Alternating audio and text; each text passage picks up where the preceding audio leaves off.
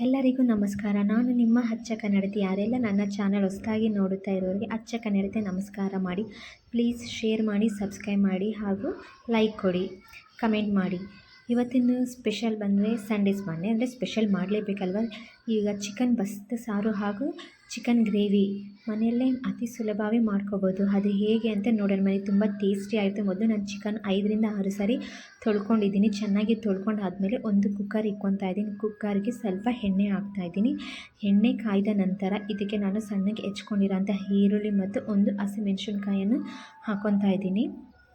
ಇವಾಗ ಹಸಿಮೆಣಸಿನ್ಕಾಯಿ ಹಾಕ್ತಾನೆ. ಇದ್ರ ಜೊತೆಗೆ ಒಂದು ಈರುಳ್ಳಿ ಸಣ್ಣಗೆ ಹೆಚ್ಕೊಂಡಿರೋಂಥ ಈರುಳ್ಳಿ ಹಾಕಿ ಫ್ರೈ ಮಾಡ್ಕೋಬೇಕು.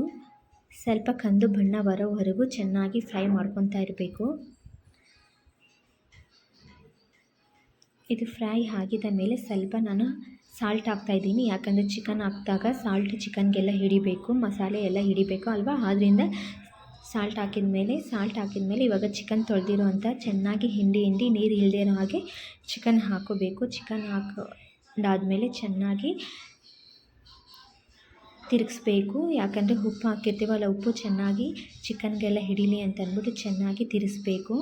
ತಿರ್ಸಾದ್ಮೇಲೆ ಇದನ್ನು ನೀರು ಸುಂಡೋವರೆಗೂ ಚೆನ್ನಾಗಿ ಬೈಲಿ ಅಂತ ಬಿಟ್ಬಿಡಬೇಕು. ಕುಕ್ಕರ್ ಮುಚ್ಚಿಬಿಟ್ಟು ನೀರು ಸುಂಡೋಗಲಿ ಅಂತ ಬಿಡಬೇಕು. ನಂತರ ಇವಾಗ ಮಸಾಲೆಗೆ ನಾನಿಲ್ಲಿ ಒಂದು ಬಾಣಲಿ ಇಕ್ಕೊತಾ ಇದ್ದೀನಿ. ಬಾಣಲಿ ಕಾಯ್ದ ನಂತರ ಸ್ವಲ್ಪ ನಾನು ಎಣ್ಣೆ ಹಾಕ್ಕೊತಾ ಇದ್ದೆ. ಎಣ್ಣೆ ಹಾಕಿದ ನಂತರ ನಾನು ಇಲ್ಲಿ ಒಂದು ಅರ್ಧ ಹೋಳಷ್ಟು ತೆಂಗಿನಕಾಯಿ ತುರಿಯನ್ನು ತುರ್ಕೊಂಡಿದ್ದೀನಿ. ಇದಕ್ಕೆ ಬಾಣಲಿಗೆ ಹಾಕ್ಕೊತಾ ಇದ್ದೀನಿ. ಇದಕ್ಕೆ ನಾನು ಚಕ್ಕೆ, ಲವಂಗ, ಏಲಕ್ಕಿ, ಶುಂಠಿ, ಬೆಳ್ಳುಳ್ಳಿ ಮತ್ತು ಇದಕ್ಕೆ ಮನೇಲೇ ಮಾಡಿರೋ ಅಂಥ ನಾನು ಖಾರದ ಪುಡಿ ಮತ್ತು ಟೊಮೊಟೊ ಹಾಕ್ತಾಯಿದ್ದೀನಿ.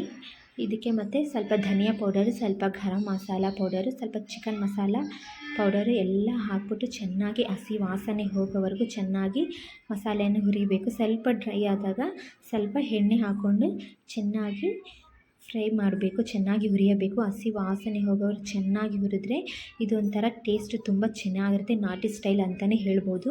ಚೆನ್ನಾಗಿ ಇರುತ್ತೆ, ಇದು ಚೆನ್ನಾಗಿ ಟೇಸ್ಟಿಯಾಗಿರುತ್ತೆ ಮತ್ತು ಸಾಂಬಾರು ಸಹ ತುಂಬ ಚೆನ್ನಾಗಿ ಬರುತ್ತೆ. ಈ ಥರ ಮಸಾಲೆ ಮಾಡಿಕೊಂಡು ಈ ಥರ ಹುರ್ಕೊಂಡು ಮಸಾಲೆ ರುಬ್ಬಿ ಸಾಂಬಾರು ಮತ್ತು ಗ್ರೇವಿ ಮಾಡೋದ್ರಿಂದ ತುಂಬ ಚೆನ್ನಾಗಿರುತ್ತೆ. ಇವಾಗ ಚೆನ್ನಾಗಿ ಹಸಿ ವಾಸನೆ ಹೋಗೋ ಚೆನ್ನಾಗಿ ಹುರಿಯಬೇಕು.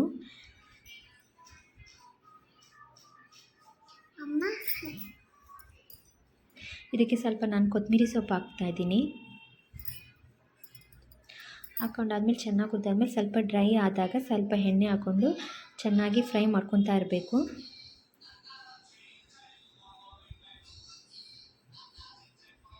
ಇದು ಫ್ರೈ ಆಗಿದೆ. ಇದಾದಮೇಲೆ ಸ್ವಲ್ಪ ಆರಲು ಬಿಡಬೇಕು. ಅಷ್ಟರಲ್ಲಿ ನಾವು ಆರಿದ ನಂತರ ಇವಾಗ ನಾವು ಒಂದು ಜಾರಿಗೆ ನಾನು ಹಾಕ್ಕೊಂಡು ಸ್ವಲ್ಪನೇ ಚೆನ್ನಾಗಿ ನೈಸಾಗಿ ರುಬ್ಕೊತೀನಿ. ಮಸಾಲೆ ಬಿಸಿ ಇರುವಾಗ ರುಬ್ಕೊಂಡ್ರೆ ಹೆಗರುತ್ತೆ. ಆದ್ದರಿಂದ ಸ್ವಲ್ಪ ಆರಾದಮೇಲೆ ತಣ್ಣಗಾದ್ಮೇಲೆ ರುಬ್ಬೋಬೇಕು. ಇವಾಗ ನಾನು ಒಂದು ಜಾರಿಗೆ ನಾನು ಮಸಾಲೆ ಎಲ್ಲ ಫ್ರೈ ಮಾಡಿರೋಂಥ ಮಸಾಲೆ ಎಲ್ಲ ಒಟ್ಟಿಗೆ ಹಾಕಿ ರುಬ್ಕೊತೀನಿ. ನಾನು ಚೆನ್ನಾಗಿ ನೈಸ್ ಆಗೋವರೆಗೂ ಚೆನ್ನಾಗಿ ರುಬ್ಕೋಬೇಕು. ಇವಾಗ ಆಗಿದೆ ನೋಡಿ ಮಸಾಲೆ, ಇವಾಗ ಆಗಿದೆ. ಇದಕ್ಕೆ ನಾನು ಸ್ವಲ್ಪ ಒಂದು 2 ಸ್ಪೂನ್ 2ರಿಂದ 3 ಸ್ಪೂನ್ ಆಗೋಷ್ಟು ನಾನು ಮಸಾಲೆ ಸಪ್ರೇಟಾಗಿ ಎತ್ತಿಕೊತಾ ಇದ್ದೀನಿ. ಇವಾಗ ಇದಾಗಿದೆ. ಇವಾಗ ಚಿಕನ್ನು ನೋಡೋಣ ಬನ್ನಿ, ಸುಂಡಿದೆ ಅಲ್ವಾ ಅಂತ. ಚಿಕನ್ ಇವಾಗ ಸುಂಡಿದೆ. ನಾನು ಫಸ್ಟೇ ಒಂದು ಚಾಕು ಬಿಸಿ ಮಾಡಿ ಇಟ್ಕೊಂಡಿದ್ದೆ.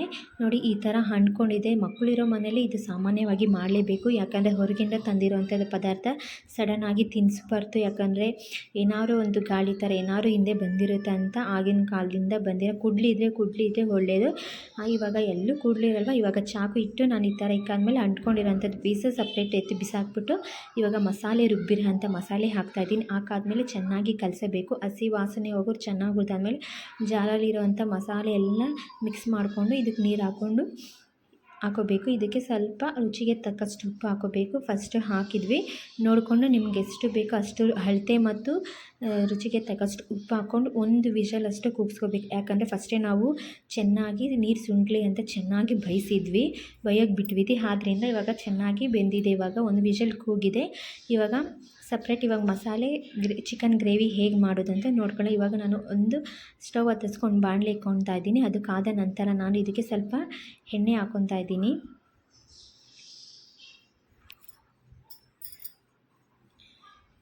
ಎಣ್ಣೆ ಹಾಕ್ಕೊತಾ ಇದ್ದೀನಿ ಇವಾಗ. ಎಣ್ಣೆ ಹಾಕಿದ ನಂತರ ಇದು ಮರಾಠಿ ಮೊಗ್ಗು, ಅನಾನಸ್ ಹೂವು, ಎಲೆ, ಚಕ್ಕೆ ಹಾಕ್ಕೊತಾ ಇದ್ದೀನಿ. ಮತ್ತು ಈರುಳ್ಳಿ ಮತ್ತು ಕರಿಬೇವು ಮತ್ತು ಒಂದು ಹಸಿ ಮೆಣಸಿನ್ಕಾಯಿ ಕಟ್ ಮಾಡ್ಕೊಂಡಿರೋಂಥದ್ದು ಹಾಕ್ಕೊತಾ ಇದ್ದೀನಿ. ಚೆನ್ನಾಗಿ ಫ್ರೈ ಮಾಡ್ಕೋಬೇಕಿದ್ದು, ಸ್ವಲ್ಪ ಕಂದು ಬಣ್ಣ ಬರೋವರೆಗೂ ಸ್ವಲ್ಪ ಫ್ರೈ ಮಾಡ್ಕೋಬೇಕು.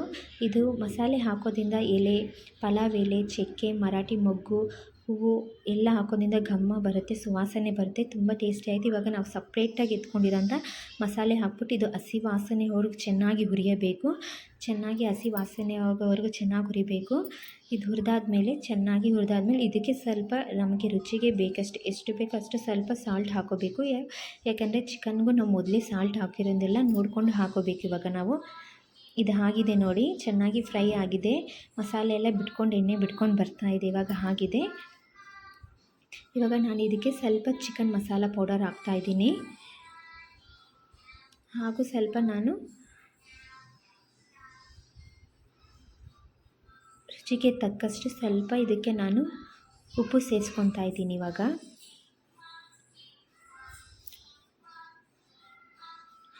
ಹಾಕಾದ್ಮೇಲೆ ಚೆನ್ನಾಗಿ ಕಲಿಸ್ಕೋಬೇಕು. ಮಸಾಲೆ ಎಲ್ಲ ಉಪ್ಪು ಖಾರ ಎಲ್ಲ ಮಸಾಲೆಗೆ ಚೆನ್ನಾಗಿ ಹಿಡಿಬೇಕು. ಎಲ್ಲ ಆಗಿದೆ. ಇದಕ್ಕೆ ನಾನು ಸ್ವಲ್ಪ ಸಣ್ಣಗೆ ಹೆಚ್ಕೊಂಡಿರೋ ಅಂಥ ಕೊತ್ತಂಬರಿ ಸೊಪ್ಪು ಹಾಕ್ತಾಯಿದ್ದೀನಿ. ಹಾಕಾದ್ಮೇಲೆ ಚೆನ್ನಾಗಿ ಫ್ರೈ ಮಾಡ್ಕೋಬೇಕು. ಇವಾಗ ನಾನು ಕುಕ್ಕರಲ್ಲಿ ಇವಾಗ ಚಿಕನ್ ಬೇಯಿಸಿದ್ವಲ್ಲ, ಅದು ಸಪ್ರೇಟಾಗಿ ಇವಾಗ ನಾವು ಬಸ್ಕೊಂಡು ಸೋಸ್ಕೊಂಡು ಎತ್ತಿ ನಾವು ಇವಾಗ ಚಿಕನ್ ಮಸಾಲ ಮಾಡ್ಕೊಂಡಿದ್ದೀವಿ, ಫ್ರೈ ಮಾಡ್ಕೊಂಡಿದ್ದೀವಲ್ಲ ಅದಕ್ಕೆ ಹಾಕೋಬೇಕು. ಇವಾಗ ನಾನು ಮಸಾಲೆ ಇದಕ್ಕೆ ಚಿಕನ್ನು ನಾನು ಹಾಕ್ಕೊತಾ ಇದ್ದೀನಿ. ಎಲ್ಲನೂ ಹಾಕ್ಕೊಂಡ್ಬಿಟ್ಟು ಚೆನ್ನಾಗಿ ಇದನ್ನು ಮಿಕ್ಸ್ ಮಾಡ್ಕೋಬೇಕು. ಮಸಾಲೆನ ಚೆನ್ನಾಗಿ ಮಿಕ್ಸ್ ಮಾಡ್ಕೋಬೇಕು. ಇದಕ್ಕೆ ಚಿಕನ್ಗೆ ಹೊಂದ್ಕೋಬೇಕು. ಮಸಾಲೆ ಎಲ್ಲ ಗ್ರೇವಿಗಳೆಲ್ಲ ಚೆನ್ನಾಗಿ ಹೊಂದ್ಕೋಬೇಕು. ಇವಾಗ ಚೆನ್ನಾಗಿ ಕಲಿಸ್ಬೇಕು. ನೋಡಿ, ಕಲಿಸ್ತಾ ಇದ್ದೀನಿ.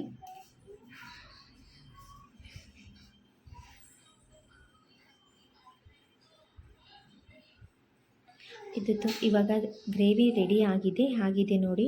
ಎಷ್ಟು ಚೆನ್ನಾಗಿ ಕಾಣಿಸ್ತಾ ಇದೆ, ನೋಡೋಕ್ಕೆ ತುಂಬ ಚೆನ್ನಾಗಿದೆ. ತಿಂದರೆ ಒಂದು ಇನ್ನೂ ಟೇಸ್ಟಿಯಾಗಿ ತುಂಬ ಚೆನ್ನಾಗಿರುತ್ತೆ.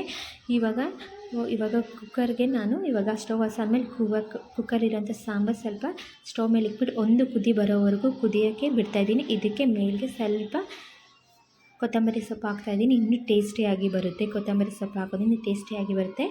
ಇವಾಗ ಚಿಕನ್ ಗ್ರೇವಿ ಮತ್ತು ಚಿಕನ್ ಸಾಂಬಾರು, ಬಸ್ತಿರೋಂಥ ಸಾಂಬಾರು ಇದಕ್ಕೆ ಮುದ್ದೆ ಬಿಸಿ ಅನ್ನದ ಜೊತೆಗೆ ಸೇವಿಸ್ತಾ ತುಂಬ ಚೆನ್ನಾಗಿರುತ್ತೆ. ನೀವು ಸಹ ಮನೇಲಿ ಆರಾಮಾಗಿ ಮಾಡ್ಕೊಂಡು ತಿನ್ನೋಬೋದು. ಎಲ್ಲ ಮಾಡ್ಕೊತಾ ಇದ್ದೆ. ಹೀಗೆ ಒಮ್ಮೆ ಯಾವಾಗಾದ್ರೂ ಒಮ್ಮೆ ಈ ಥರ ಒಮ್ಮೆ ಅಡುಗೆ ಟ್ರೈ ಮಾಡಿ ನೋಡಿ, ತುಂಬ ಚೆನ್ನಾಗಿದೆ. ಇವಾಗ ಕುದೀತಾ ಇದೆ, ಸಾರು ಆಗಿದೆ ನೋಡಿ.